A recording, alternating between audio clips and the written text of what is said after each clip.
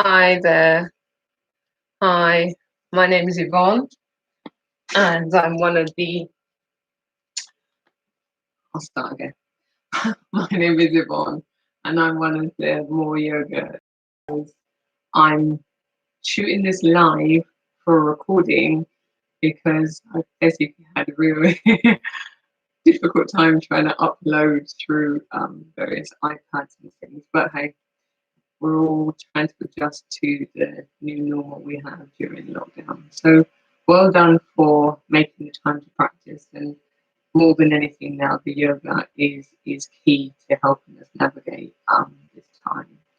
So I thought I'd share with you one of the most restorative poses, a pose called Supta Baddha, which translates into reclined cobbler's pose.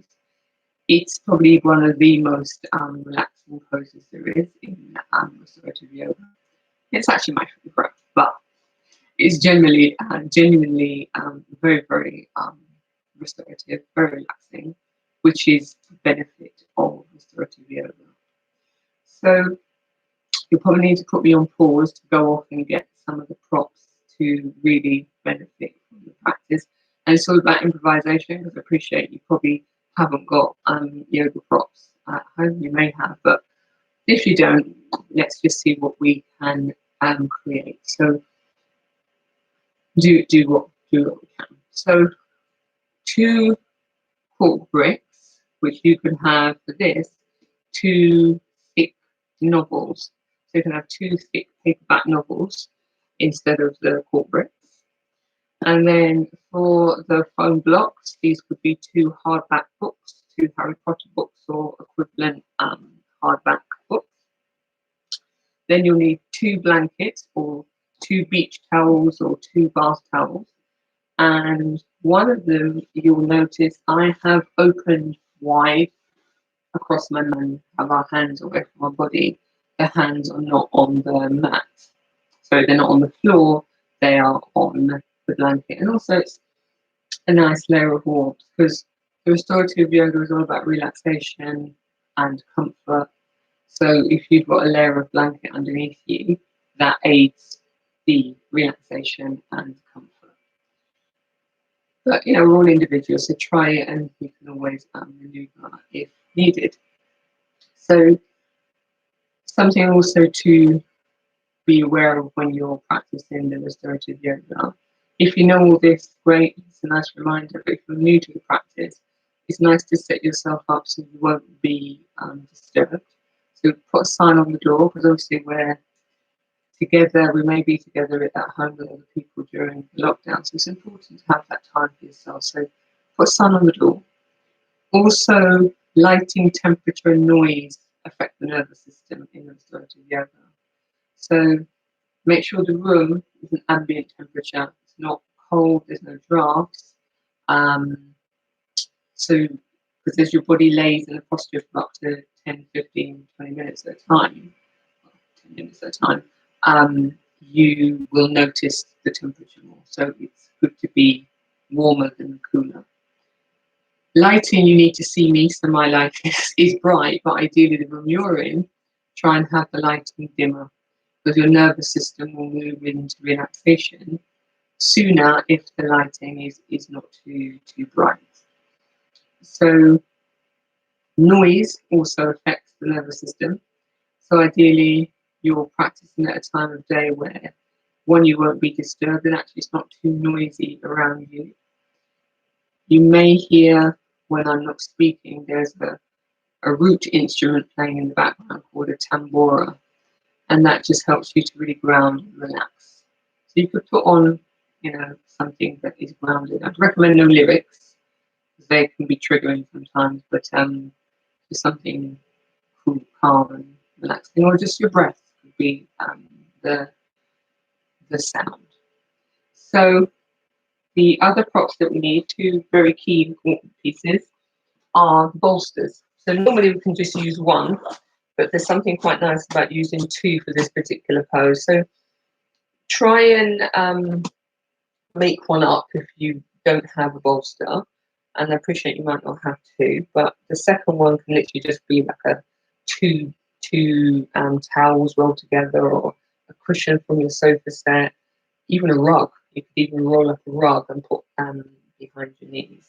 But the one that we're going to use for behind our back today, that needs to be something really quite sturdy. So you might want to use a pillow, fold the pillow over in half, roll it into a blanket or a towel. But anything that you can do, Blue Peter from Blue Peter, where you can create something that looks like that.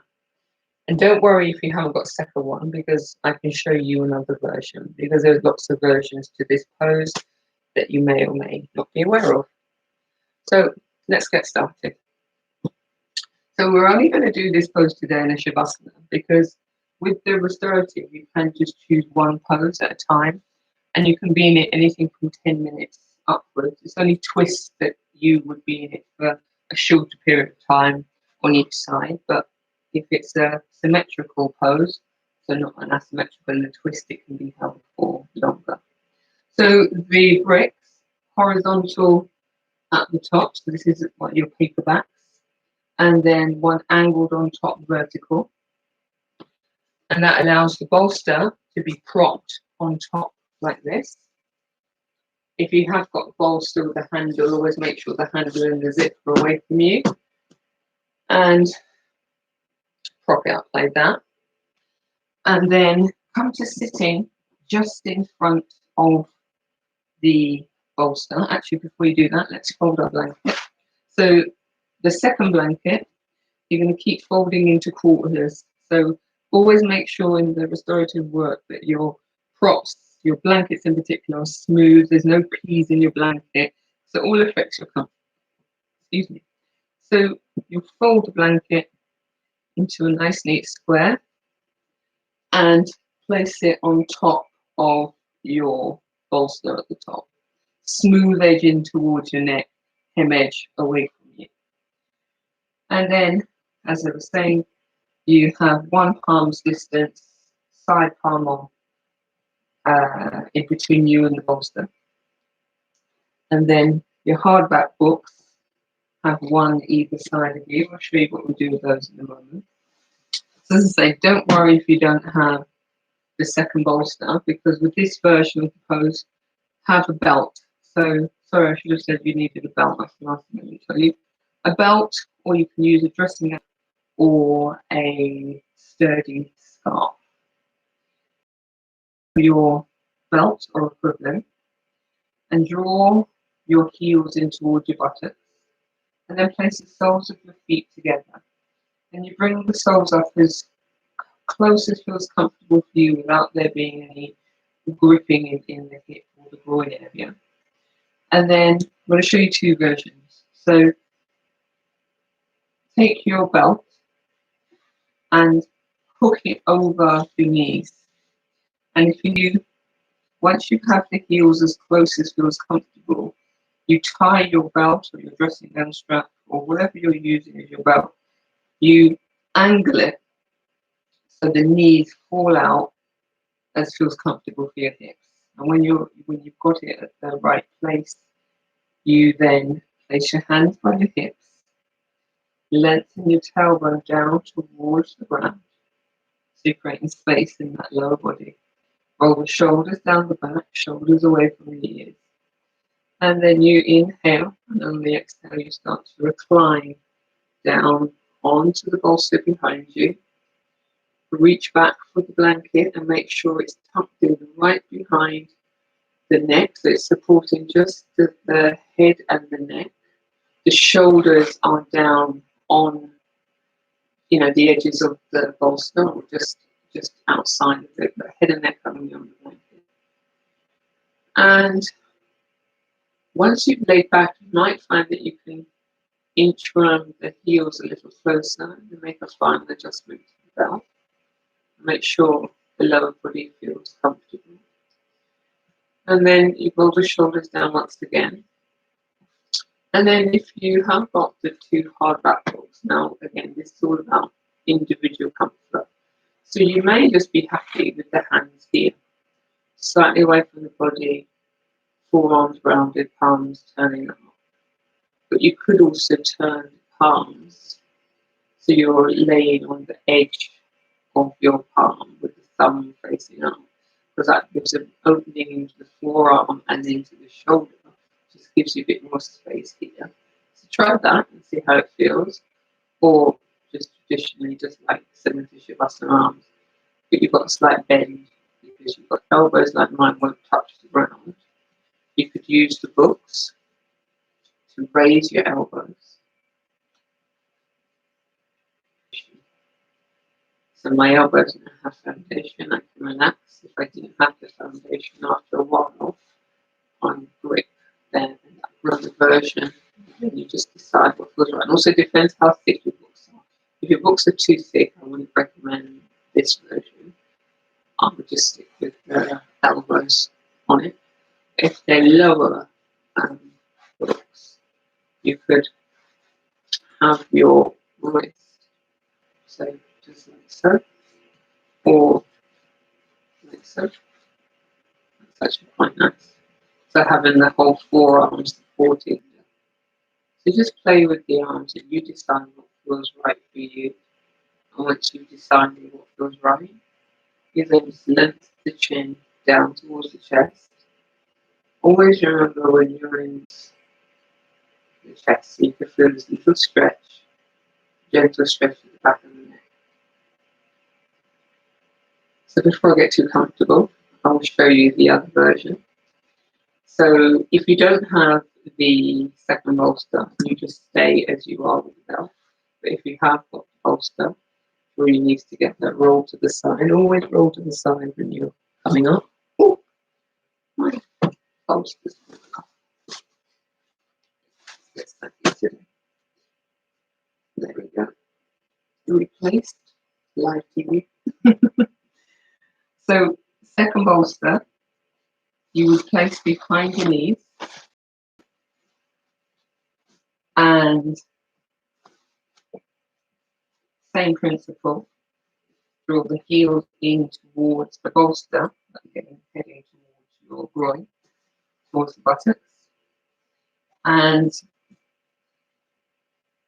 let the knees be supported by the bolster. Make sure the bolster is directly behind the knees. Same principle, lengthen the tailbone down towards the ground, shoulders down the back, away from the ears. Inhaling and then laying back once again. Reaching for the blanket, pulling it in to the neck and the neck. You finally lengthen the tailbone down once again once you lay back. Then you may find that you can draw the heels a little bit more. And then you decide about the arms once again, whichever you prefer. And lengthen the chin down to the chest. And then you just start to surrender. You start to connect to your breath.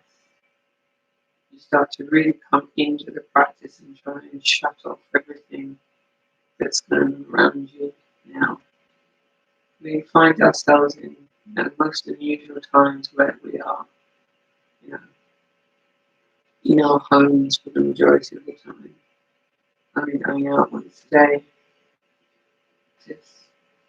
And the restorative practice is really very beneficial to just focus on pure relaxation.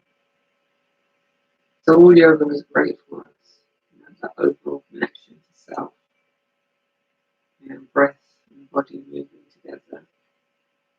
But this style just really allows you the body to surrender to relaxation. I should have said if you wear glasses, take them off during your restorative. So once you see the teacher get you in and out of the pose, you should take the glasses off during the pose because again you can really relax. We try not to talk too much during the restorative classes because it's all about relaxation. I just want to share with you a little bit about the practice and then I will leave you in quiet It was made popular by Mr. Iyengar. You've heard of Iyengar yoga.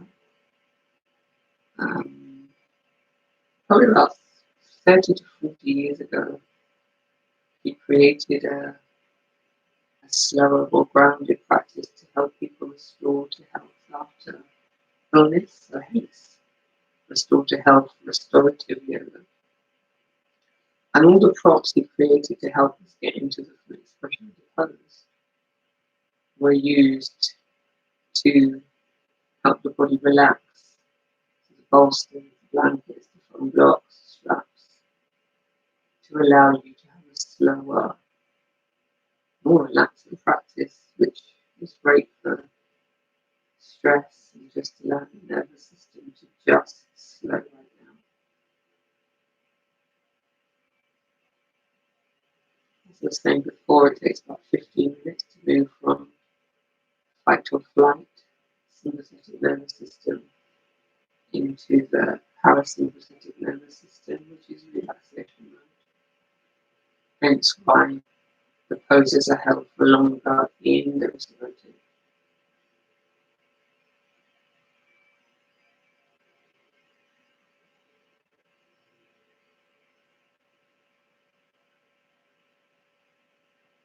And it's a very beautiful practice to just allow yourself to just be, just to take the time to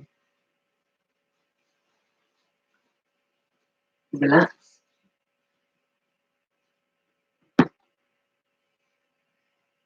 Affects the nervous system, and the room should be ambient,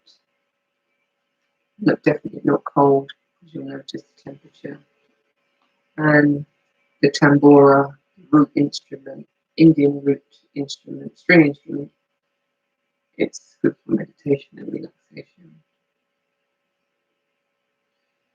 So you just concentrate on connecting to your breath, trying to notice that pause between the inhale and the exhale as you remain in this very beautiful reclined cobbler's pose known as Supta, Baddha, Konasana. And it is a pose that you can stay in it for as long as you feel comfortable. So if it was the one pose that you wanted to do for a day, I often just take the one pose sometimes, it's my practice. You can stay in it for as long as you feel comfortable. Always transition to a shavasana, laying flat at the end of your practice, which is traditional in all yoga. Because shavasana, all the benefits of all the practice comes together during the shavasana. So I think I've told you the key parts of restorative. It's just about you taking the time to enjoy. And if you chose one pose every day, just for 10 or 15 minutes, it really is great for the nervous system. And I think particularly now at this time where we find ourselves in situations that none of us ever probably thought we would find ourselves in, if you could take that time, because it's nice to probably have that time to yourself if you are with others in the home.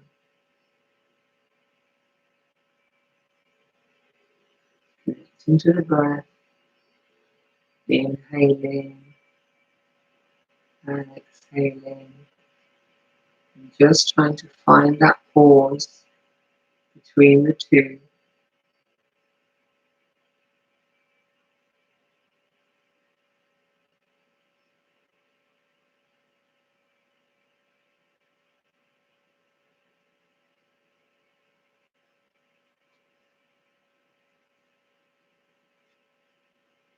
I'm going to share with you a reading from a book called The Radiant Sutras, which is the conversation between Shiva and Shakti.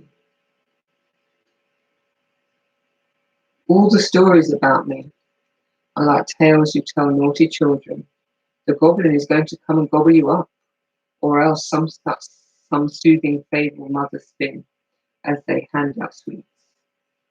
Leave these fantasies behind. Let me tell you of your luminous past. I am beyond measure. I cannot be calculated. I am beyond space and time. I am beyond ancient and beyond the future. There are no directions to me.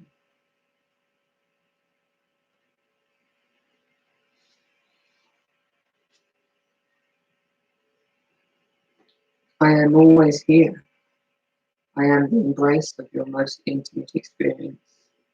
Though I am beyond intellect, I am not beyond your daring. I am the nourishing state of fullness that is essence of soul. You belong to me, and I am yours. My nature is spotless, completely uncontaminated. I am not covered up, not even by a billion galaxies. So who is there to worship and adore? There is no one to appease.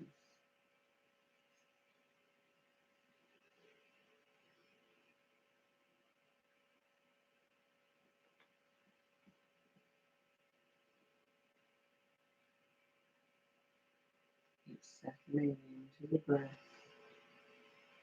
inhaling to the heart, and exhaling to the crown as you notice and search for that tiny pause between the two breaths. And as the mind wanders, which it inevitably will do, you can use the breath, use searching for that pause as your route to keep coming back and keep being connected to the practice. The thoughts will come, but the trick is not to engage with the thoughts.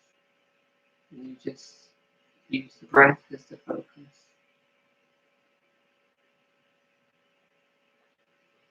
Inhaling and exhaling as you stay in this reclined cobbler pose.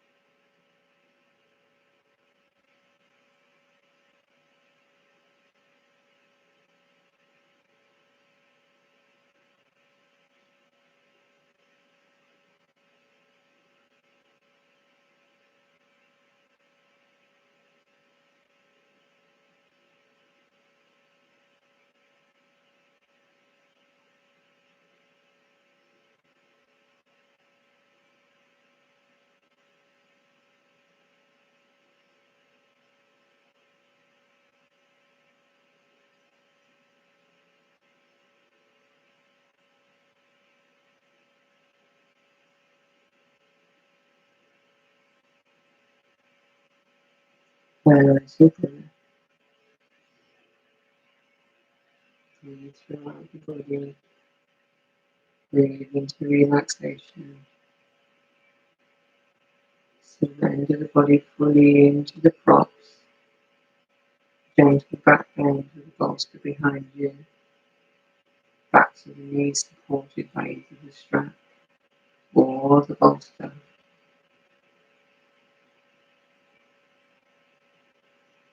It's a very healing pose because of the angle of the body is laying in, and really will be very nourishing from the calm it elicits.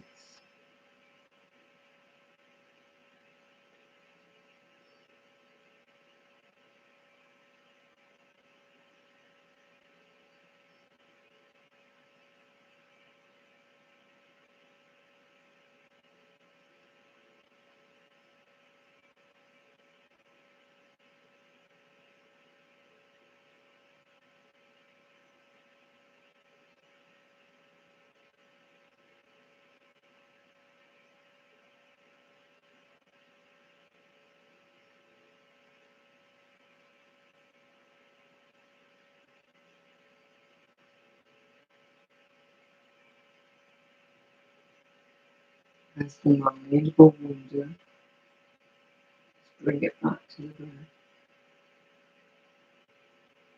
Always back to the breath.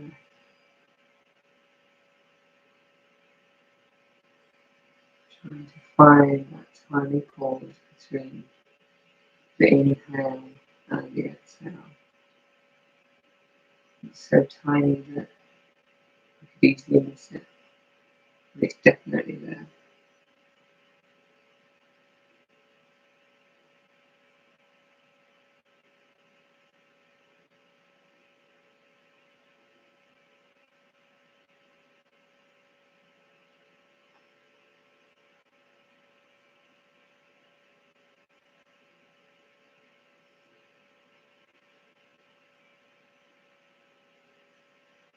We'll have a few more minutes here in help you transition to Shavasana.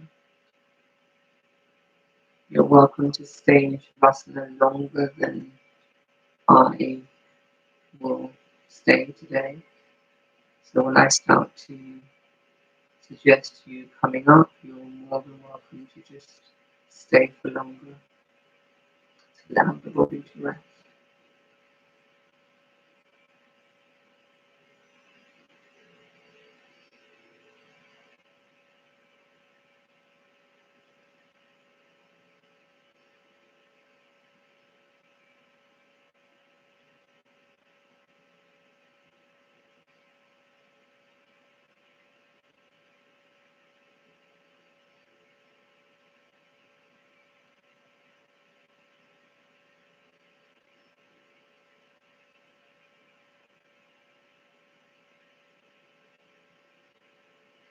Very slowly. The easiest way to come out of this pose is to draw the knees together and then very carefully roll off to your right hand side. Better for your spine always to roll off to the side and coming straight up. And keep the movement small and mindful as you just gently push the bolster from the back body, excuse me, away from you. Push the bricks away. Open the blanket that was at your head. Open it slightly wider and just lay it at the top of the mat. And just come to laying flat now. So you come off the height of the bolster. You just come to laying flat. The bolster's out of the way. Bricks are out of the way. Bolsters behind the back of the knees. Extend the legs long. Lengthen tailbone down. Shoulders away from the ears. Palms slightly away from the body. Palms facing up. As you move into Shavasana, a resting pose, where the benefits of all yoga practice comes together. So even if you have 10 minutes in restorative pose, which is great, still have at least minimum 5 minutes Shavasana. 10 minutes really. But it's whatever you can put in. So practice is great, but always put in a Shavasana. And then lengthen the chin to the chest and ensure that you are warm. Hopefully you're warm for arriving in the practice. And just surrender into the final pose for a few more breaths. Just relax into your Shavasana. Inhale through the nose and exhaling through the mouth.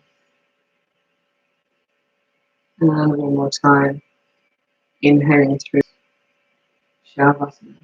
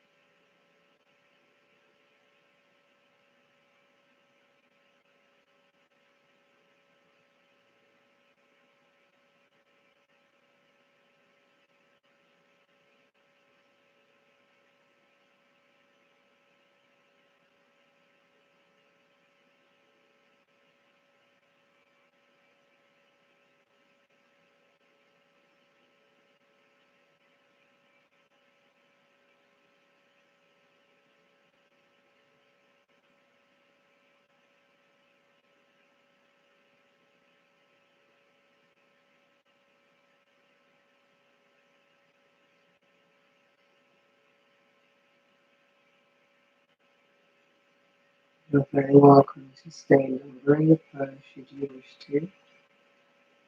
But if you're coming out now with me as we close the practice, start to bring life back to the body, wiggling the fingers and toes, starting to circle the ankles.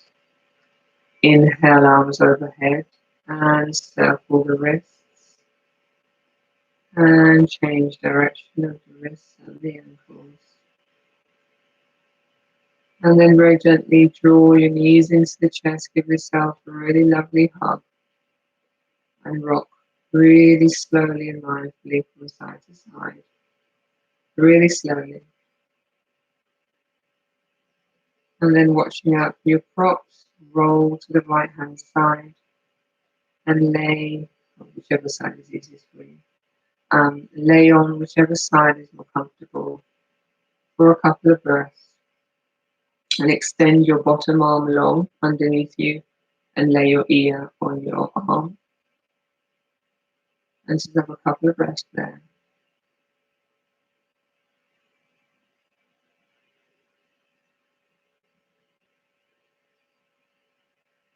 And then using your top arm as a lever, push yourself to one of your books, bolster, or whatever height is available to you. Sit nice and tall, spine long, palms on the thighs, facing up or down, whichever suits you.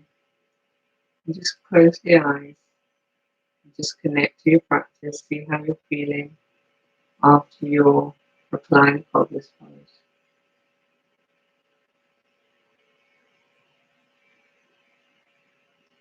Inhaling, bringing your palms to heart center. Exhaling, bowing your head to your hands in gratitude for your yoga practice. May all beings be well. May all beings be happy. Release the palms, open the eyes, raise the gaze. Namaste. Thank you so much for practicing with us today. I wish you well. All the best.